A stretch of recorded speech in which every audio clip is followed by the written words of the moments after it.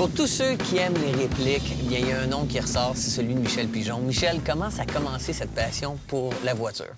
Étant jeune, c'est sûr, comme la plupart des passionnés, j'ai toujours aimé ça. Puis, mon père m'avait acheté une petite voiture GT40. Puis j'ai été passionné de ça à l'âge de 10 ans, mais vraiment. Je dessinais déjà des voitures avant pour m'amuser comme tous les enfants.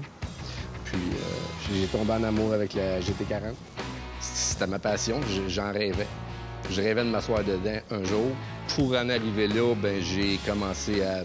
Je voulais fabriquer des autos, sauf que ça coûtait trop cher faire une GT. Fait que j'ai décidé de faire des petits AC Cobra. Tout simplement, j'ai commencé là-dedans. J'aimais le style aussi, un petit body avec un gros moteur. Est-ce que c'était la voiture qui avait le plus de demandes, la Cobra? Oui, c'est encore la voiture qui a le plus de demandes. C'est la voiture la plus copiée dans le monde, ça. Et là, actuellement, c'est 183 modèles que tu as fabriqués depuis le début de ton rêve. Depuis que j'ai débuté, 183. La première a sorti en 1988.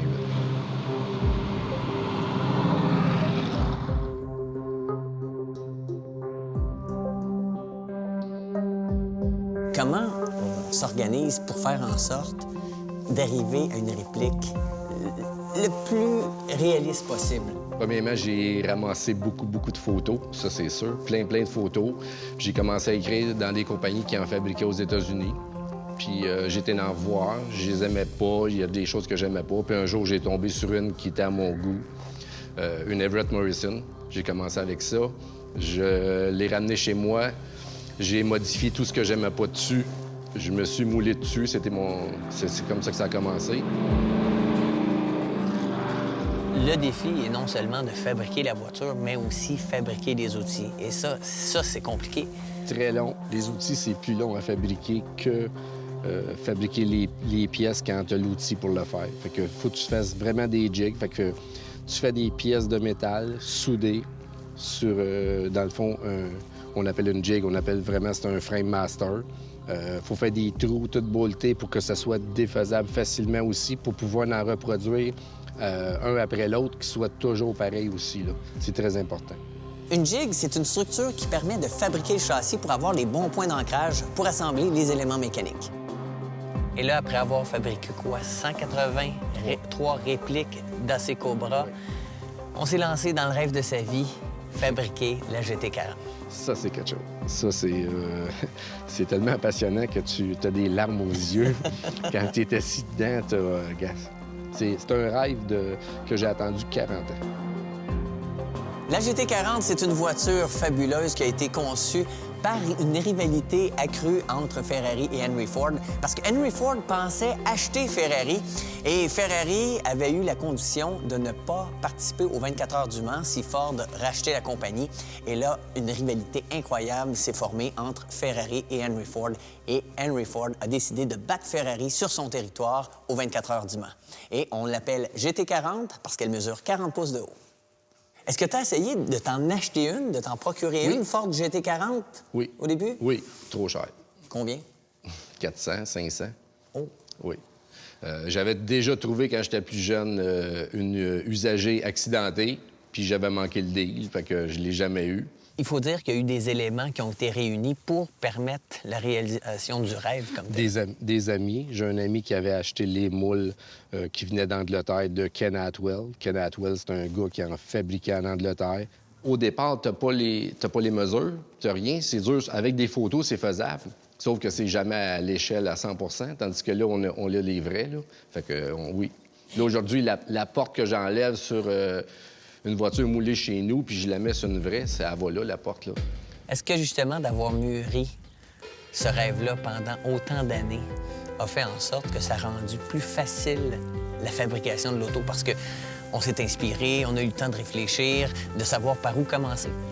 Bien, quand t'es passionné, il n'y a pas de temps. Tu y penses 24 heures par jour, même si t'es pas 24 heures par jour là-dessus, tu y penses 24 heures par jour. Quand t'es couché, c'est sûr que tu y penses pareil. Fait que le lendemain, quand tu continues le projet, t'as déjà une bonne base d'ennui d'avoir fabriqué une pièce sans l'avoir faite.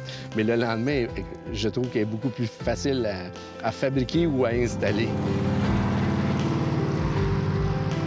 Et comme en course, hein, on se dit toujours, je suis le meilleur. Dans ton cas, il y a une compétition quand même. Comment on réagit face à la compétition? Ça en prend.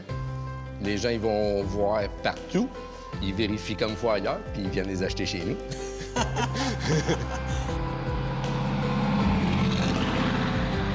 C'est certain, c'est moi, c'est mon rêve, mais j'avais des gens qui travaillaient avec moi, puis c'était des passionnés, eux autres aussi. Là. Ça, c'est très important de le dire.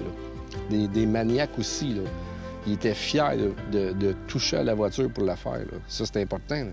Et naturellement, lorsque l'équipe fabrique un bijou comme ça pour les propriétaires, est-ce que c'est une voiture qui garde sa valeur? Ça garde vraiment sa valeur. Ça baisse un peu comme toutes les voitures, c'est normal. Mais en tout cas, félicitations pour les miennes parce que ça baisse vraiment pas beaucoup.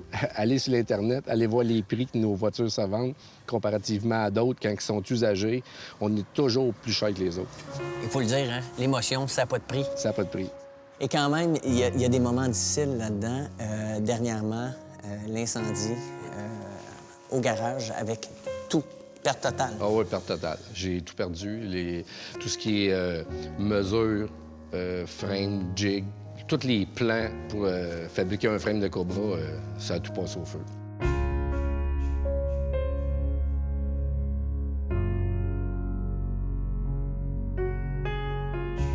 Je sais pas combien de temps que ça va prendre pour que je me remette de cette situation-là, mais je suis un fonceux. Je suis pas un lâcheux. C'est sûr que je vais me replacer. Et surtout avec l'expérience acquise, de refaire les outils, de recommencer. Est-ce qu'on peut dire que c'est le tome 2 du rêve de Michel Pigeon? C'est le tome 2, c'est sûr. Michel Pigeon avant le feu, Michel Pigeon après le feu. Michel, merci. Ça fait plaisir.